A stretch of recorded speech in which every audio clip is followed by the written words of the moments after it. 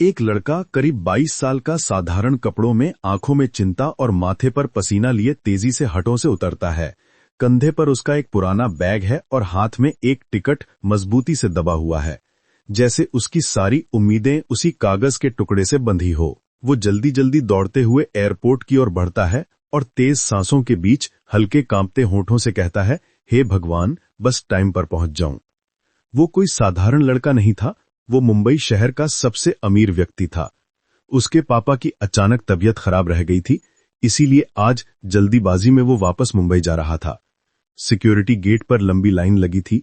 लोग अपने महंगे सूटकेस खींचते हुए बातों में मशगूल हैं। कहीं से परफ्यूम की खुशबू आती है, कहीं मोबाइल की रिंगटोन। वो लड़का उन सब के बीच अपनी जगह ढूंढने की कोशिश करता है। भीड़ में से धीरे धीरे आगे बढ़ता है। चेहरे पर घबराहट और उम्मीद दोनों साथ साथ दिखाई देती है।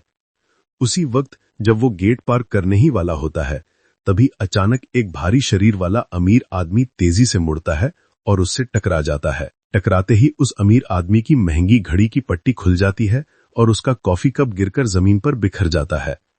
वो झुंझलाकर तुरंत लड़के पर चिल्ला उठता है, अरे देख के नहीं चल सकते तुम लोग? हर जगह घुस जाते हो जैसे ये कोई स्टेशन हो। भीड़ एक पल के लिए रुक जाती है। सबकी नजरें अब उस लड़के पर टिक जाती है। लड़का घबराकर अपने हाथ जोड़ता है, आवाज कांपती है, लेकिन लहजे में इज्जत और विनम्रता थी। वो धीरे से कहता है, सॉरी सर, मुझसे गलती हो गई, प्लीज जाने दीजिए, मुझे मुंबई पहुंचना बहुत जरूरी है। अमीर आदमी अपनी घड़ी झाड़ते हुए नाक सिकोड़कर कहता है, मुंबई? तुम्हारे जैसे लोग तो ट्रेन की जनरल बोगी में बैठने के लायक लगते हो, और यहां एयरपोर्ट में घुस आए। वो हंसता है। आसपास खड़े कुछ लोग भी मुस्कुराते हैं। उसकी आवाज में अहंकार और तिरस्कार दोनों भरे हैं। वो लड़के की तरफ घूरते हुए कहता है, कपड़े देखे हैं अपने? किसी को लगता है कि तुम्हारे पास फ्लाइट की टिकट होगी? कहीं किसी की चुराई हुई तो नहीं? लड़का अपनी जेब से टिकट निकालता है। दोनों हाथों से उसे संभालते हुए धीरे से कहता है, नहीं सर, ये मेरी टिकट है, मैंने खुद खरीदी है, बस मुझे टाइम पर जाने दीजिए, बहुत जरूरी काम है। अमीर आदमी टिकट उसके हाथ से छीन लेता है, एक नजर डालता है और ठहाका लगाता है, बिजनेस क्लास? हा हा हा, बेटा इतनी बड़ी हिम्मत कहां से आई? कहीं इंटरनेट कैफे से प्रिंट आउट तो नहीं निकाला, या किसी अमीर का टिकट चोरी कर लिया? भीड़ में कुछ लोग हंसने लगते हैं, कुछ लोग मोबाइल से वीडियो बनाना शुरू कर देते हैं। लड़का बस नीचे नजरें झुकाए खड़ा रहा। उसकी आंखों में शर्म नहीं, बल्कि एक अजीब सी शांति थी, जैसे उसे पहले से पता हो कि ये सब वक्त का खेल है। अमीर आदमी सिक्योरिटी गार्ड को इशारा करता है और कहता है, गार्ड, जरा चेक करो इसकी टिकट, मुझे नहीं लगता ये असली है। आजकल ठग हर जगह पहुंच गए हैं। सिक्योरिटी गार्ड टिकट स्कैन करता है। सिस्टम पर कुछ सेकंड लोडिंग होती है और स्क्रीन पर हरी लाइट जलती है। वैलिड बिजनेस क्लास टिकट सी। भीड़ में सन्नाटा फैल जाता है। अमीर आदमी के चेहरे की हंसी एक पल में गायब हो जाती है। वो झेंपते हुए कहता है, ये कैसे हो सकता है? ये टिकट असली नहीं हो सकती। सिक्योरिटी गार्ड कहता है, सर ये असली है और इनका नाम फ्लाइट लिस्ट में मौजूद है। अब सब लोग उस लड़के को अलग नजरों से देखने लगते हैं। कुछ लोग फुसफुसाते हैं, सच में बिजनेस क्लास? ये तो लगता ही नहीं था। अमीर आदमी के चेहरे पर गुस्सा और झेंप का मिला जुला भाव है। वो गुस्से में टिकट के टुकड़े करता है और जमीन पर फेंक देता है। अब तो नहीं जाओगे, ये जगह तुम जैसे लोगों के लिए नहीं है। लड़का नीचे झुकता है, धीरे धीरे उन टुकड़ों को उठाता है। वो कुछ पल तक चुप रहता है, फिर बहुत शांत स्वर में कहता है, 2 रुपए कमाकर अपने आप को अमीर समझते हो? आप जानते नहीं हो मुझे, बहुत बड़ी गलती कर रहे हो। चाहूं तो मैं आपको 2 मिनट में बर्बाद कर सकता हूं। उसके शब्दों के साथ पूरे माहौल में एक अजीब सी खामोशी फैल जाती है।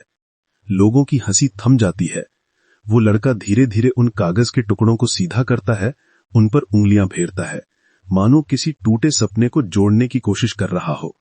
आंखों में हल्की नमी है, पर कोई शिकायत नहीं। वो अपने बैग की जिप खोलता है, अंदर से पासपोर्ट निकालता है और सिक्योरिटी के पास जाकर कहता है, सर देख लीजिए, मेरा पासपोर्ट है, असली टिकट थी, बस गलती से फट गई। प्लीज मुझे मुंबई पहुंचना बहुत जरूरी है। सिक्योरिटी गार्ड, जो अभी कुछ मिनट पहले उसी अमीर आदमी के इशारे पर हंस रहा था, वो घड़ी देखता है, जमाई लेता है और कहता है, देखो भाई, अब ये टिकट फट चुकी है, हम ऐसे अंदर नहीं जाने दे सकते। नियम है, टिकट डैमेज हो तो दोबारा कंफर्म करानी पड़ती है। जाओ काउंटर पर जाओ। लड़का कहता है, पर सर मेरी फ्लाइट टाइम पर है, बस कुछ मिनट बचे हैं, अगर मैं अब काउंटर गया तो मेरी फ्लाइट छूट जाएगी। गार्ड कठोर लहजे में बोलता है, तो छूट जाने दो, हमारे पास वक्त नहीं है हर किसी की कहानी सुनने का। अमीर लोग भी लाइन में लगते हैं, तुम क्या खास हो। वो लड़का कुछ पल के लिए चुप रह जाता है। भीड़ उसके पास से निकलती जाती है, कुछ लोग उसे देखकर मुस्कुराते हैं, कुछ सिर हिलाते हुए आगे बढ़ जाते हैं। एयरपोर्ट के कांच की दीवारों से आती तेज रोशनी उसके चेहरे पर गिरती है और उस रोशनी के बीच उसका चेहरा किसी थके हुए पर दृढ़ इंसान का प्रतीक बन जाता है। वो धीरे से कहता है, सर, अगर आप मैं कहूं कि ये मेरी जिंदगी का सबसे जरूरी सफर है तो क्या आप विश्वास करेंगे? गार्ड हंसते हुए कहता है, हर कोई यही कहता है भाई। किसी को शादी में जाना है, किसी को मां से मिलना है, किसी को नौकरी का इंटरव्यू है, पर यहां नियम सबसे ऊपर हैं। उसी वक्त पास से वही अमीर आदमी निकलता है जो कुछ देर पहले उसका मजाक उड़ा रहा था। वो अब भी मुस्कुरा रहा है, अपने महंगे सूट का कॉलर ठीक करता है और कहता है, अभी भी यहीं खड़ा है, समझ नहीं आया कि ये जगह तेरे जैसे लोगों के लिए नहीं है। धमकी देना आम बात है, लेकिन उसे पूरा कर पाना तुम जैसों की औकात नहीं है। जाओ बेटा, कहीं और किस्मत आजमाओ। लड़का उसकी ओर देखता है लेकिन जवाब नहीं देता। सिर्फ उसकी आंखों में एक ऐसी शांति है जो शायद उस आदमी के लिए सबसे बड़ा जवाब है। वो धीरे धीरे एयरलाइन काउंटर की ओर बढ़ता है, जहां एक युवती बैठी है, चेहरे पर मेकअप, पर लहजे में झुंझलाहट। वो कंप्यूटर स्क्रीन पर झुककर टाइप करती हुई कहती है, जी बोलिए, क्या प्रॉब्लम है? लड़का विनम्रता से जवाब देता है, मैम, मेरी टिकट बिजनेस क्लास की थी लेकिन गलती से फट गई, कृपया चेक कर लीजिए, मुझे आज ही मुंबई पहुंचना बहुत जरूरी है। वो उसकी ओर देखती भी नहीं, बस टाइप करते हुए कहती है, आपका नाम? लड़का कहता है, राघव। वो फिर पूछती है, पूरा नाम? राघव अरोड़ा। वो नाम सुनते ही भौहें सिकुड़ती है, कंप्यूटर स्क्रीन की तरफ देखती है और कहती है, यहां तो कोई राघव अरोड़ा नहीं दिख रहा, शायद आपने गलत फ्लाइट बुक की है। लड़का थोड़ा झुक कर कहता है, नहीं मैम, यही फ्लाइट है, देखिए मेरे ईमेल में कंफर्मेशन भी है। वो झुंझला कर कहती है, आपको समझ में नहीं आता? हमारे पास हर रोज 100 लोग फर्जी टिकट लेकर आते हैं, सब कहते हैं बहुत जरूरी है, लेकिन सिस्टम में नाम नहीं है, मतलब टिकट वैलिड नहीं है। अब प्लीज दूसरों का टाइम बर्बाद मत कीजिए। वो हाथ के इशारे से उसे किनारे कर देती है। राघव कुछ पल तक वहीं खड़ा रहता है। चारों तरफ लोग हैं, किसी के हाथ में कॉफी, किसी के कानों में एयरपोर्ट्स, हर चेहरा व्यस्त, हर दिल निष्ठुर। वो धीरे से पीछे हटता है, अपनी जेब से टिकट के टुकड़े निकालता है, उन्हें फिर से जोड़ने की कोशिश करता है, पर इस बार टुकड़े जैसे उसकी उंगलियों से फिसलते जा रहे हो। उसकी आंखें लाल हो जाती हैं, पर वो खुद को संभाल लेता है। वो सिक्योरिटी की ओर देखता है और कहता है, सर, अगर आप चाहें तो मैं आपको अपना कंफर्मेशन मेल दिखा सकता हूं, देख लीजिए, बस 1 मिनट। गार्ड कठोर स्वर में जवाब देता है, देखो भाई, हमें ईमेल से कुछ नहीं लेना, हमारे पास सिस्टम है, अगर तुम्हारा नाम नहीं दिखा रहा तो तुम अंदर नहीं जा सकते। अब हटो यहां से, भीड़ लग रही है। वो अपनी जेब में मोबाइल रखता है, गहरी सांस लेता है और चुपचाप पीछे हट जाता है। कांपते होठों से धीरे से फुसफुसाता है, शायद वक्त मुझसे नाराज है। और तभी पूरा एयरपोर्ट अचानक शोर में डूब जाता है। अनाउंसर की आवाज स्पीकर पर गूंजती है, attention please, all flights are temporarily on hold.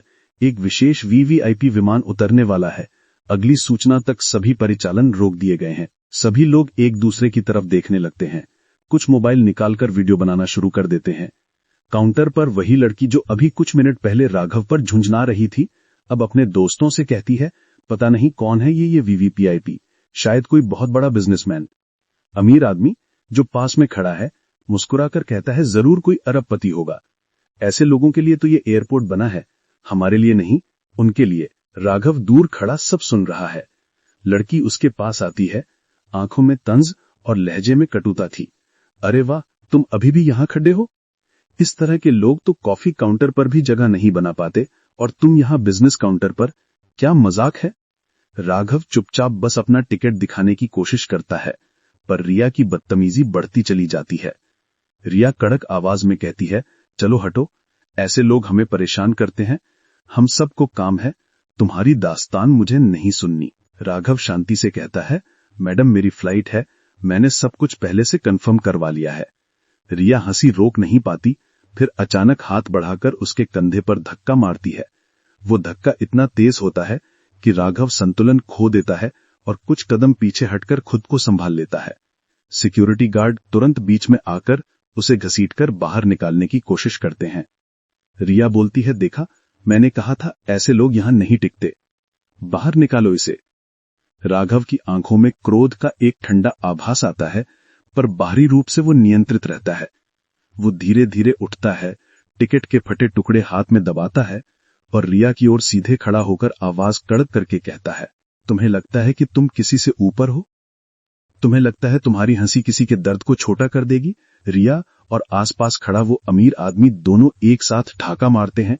अमीर आदमी अपनी ऊंची आवाज में घमंड भरे शब्द फेंकता है, हंसो ना बेटा, ये हमारी दुनिया है, तुम जैसे यहां टिक नहीं सकते। आज किस्मत आजमाओगे तो पिट जाओगे। राघव का चेहरा गर्म होता है, आंखें चमक उठती हैं और एक पल के लिए सब कुछ धीमा सा दिखता है। फिर वो गहरी सांस लेकर सीधे अमीर आदमी की ओर झुककर बोलता है, आवाज में इतनी ठंडक कि सुनने वाले कांपे। तुम खुद को बहुत अमीर समझते हो, है ना? बहुत बड़ा समझते हो। देखो, मैं तुम्हें याद दिला दूं, अमीरी सिर्फ पैसों से नहीं मिलती, और अगर तुमने मेरे ऊपर एक और कदम उठाया तो मैं अभी तुम्हें बर्बाद कर दूंगा, समझे? भीड़ चुप हो जाती है। रिया के चेहरे पर संदेह की रेखा खिंच जाती है। उसने शायद इस तरीके की चुनौती की उम्मीद नहीं की थी। राघव बिना किसी और संकेत के अपनी जेब से फोन निकालता है, मगर उसकी आवाज अब नरम नहीं बल्कि आज्ञापराण थी। वो एक नंबर डायल करता है और जब दूसरी तरफ आवाज उठती है तो राघव का स्वर कमांडिंग होता है। हेलो, तुरंत एयरपोर्ट कंट्रोल को बताओ, लैंडिंग और टैक्सी सर्विसेज को रोक दो, पूरी टनल पर सर्विसेज बंद कर दो, किसी को अंदर जाने आने की इजाजत मत देना। कुछ ही क्षणों में एयरपोर्ट में अचानक अलर्ट की आवाज गूंजती है, एसएमएस टोन की तरह तेज, और फिर अनाउंसमेंट का सख्त संदेश, ध्यान दें, सभी जमीनी परिचालन निलंबित है। सुरक्षा प्रोटोकॉल के कारण सभी बोर्डिंग, उतरना, ईंधन भरना और टैक्सी सेवाएं अस्थायी रूप से रोक दी गई हैं। सभी यात्री कृपया अगली सूचना तक अपने वर्तमान स्थान पर ही रहें।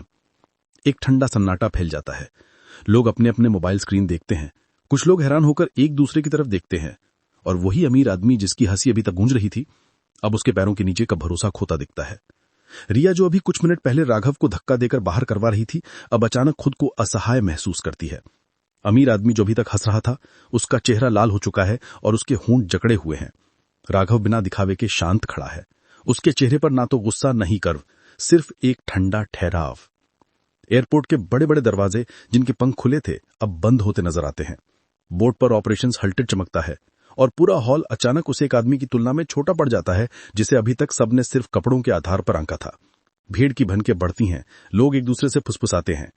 कैमरा वाला युवक रिकॉर्ड रोककर धीरे धीरे पीछे हटता है। अमीर आदमी अपना सिर झुकाता दिखता है और रिया बेपरवाह सी तरह पलटकर पीछे हट जाती है। उसकी आंखों में अब शर्म और डर का मिश्रित भाव है। राघव अपना फोन जेब में रखता है, टिकट के फटे टुकड़ों को बारीकी से समेटकर अपनी पॉकेट में रख लेता है और खामोशी से उस काउंटर की ओर चल देता है जहां उससे पहले उसे अपमानित किया गया था। इस बार सब उसकी तरफ देखने को मजबूर थे। राघव अब शांत खड़ा है। उसके चेहरे पर ना तो गुस्सा है, ना गर्व, बस एक ठंडा आत्मविश्वास। वो सिक्योरिटी गार्ड जिसने कुछ देर पहले उसे धक्के मारकर बाहर किया था, अब खुद उलझन में खड़ा है। चारों तरफ लोग फुसफुसा रहे हैं, कौन है ये? इसने कैसे पूरे एयरपोर्ट को रुकवा दिया? कहीं कोई बड़ा आदमी तो नहीं? रिया, जिसने अभी कुछ देर पहले अपने नाखून दिखाते हुए उसे बाहर फेंकवाया था, अब अपनी जगह पर सिहरती हुई बैठी है। उसके होंठों पर अब मुस्कान नहीं, बस डर है कि कहीं उसने किसी गलत शख्स से उलझ तो नहीं ली। उसी समय एयरपोर्ट के मुख्य दरवाजे से 4 ब्लैक सूट वाले सिक्योरिटी ऑफिसर अंदर आते हैं। उनके हाथों में वॉकी टॉकी है और उनकी चाल में अनुशासन। सारे लोग खड़े हो जाते हैं। उनके पीछे पीछे एयरपोर्ट का जनरल मैनेजर आता है, जो घबराया हुआ सीधे राघव की तरफ बढ़ता है। जनरल मैनेजर घबराते हुए कहता है, सर, हमें बहुत खेद है, हमें पता नहीं था कि आप खुद यहां आए हैं। आपकी सिक्योरिटी टीम को सूचना नहीं मिली थी, वरना यह सब नहीं होता। भीड़ सन रह जाती है। सब एक दूसरे की ओर देखने लगते हैं। अमीर आदमी, जो कुछ देर पहले घमंड में कह रहा था अपनी किस्मत आजमा ले बेटा, अब धीरे धीरे खड़ा होता है। उसके चेहरे से सारा रंग उड़ गया। वो हकलाकर पूछता है, सर ये सर है? कौन सर? जनरल मैनेजर जवाब देता है, आपको नहीं पता? ये राघव सिंह चौहान है, एयरपोर्ट ग्रुप के मालिक। वो आदमी जिसकी कंपनी इस पूरे एयरपोर्ट की 70% सर्विसेज संभालती है। भीड़ में सन्नाटा गहरा जाता है। हर निगाह अब राघव पर टिक जाती है। वो अब किसी गरीब थके हरे लड़के जैसा नहीं दिखता। उसके चेहरे पर सख्ती, आंखों में अनुभव और चाल में वो ठहराव है जो सिर्फ उन लोगों में होता है जिन्होंने जिंदगी की हर ठोकर से कुछ सीखा हो। वो धीरे धीरे आगे बढ़ता है, उसी अमीर आदमी के सामने आकर रुकता है। दोनों की नजरें मिलती हैं। अमीर आदमी का सिर झुक जाता है। राघव की आवाज शांत लेकिन अंदर तक काट देने वाली ये होती है। वो कहता है, अभी थोड़ी देर पहले तुमने कहा था कि यह जगह मेरे जैसे लोगों के लिए नहीं है। अब बताओ, कौन है असली मालिक इस जगह का? अमीर आदमी की आंखें झुक जाती हैं। उसके होंठ कांपते हैं पर आवाज नहीं निकलते। राघव मुड़कर सिक्योरिटी गार्ड की ओर देखता है, जो अब शर्म से सिर झुकाए खड़ा है। राघव, तुमने सिर्फ मेरा नहीं, इस यूनिफॉर्म का भी अपमान किया है।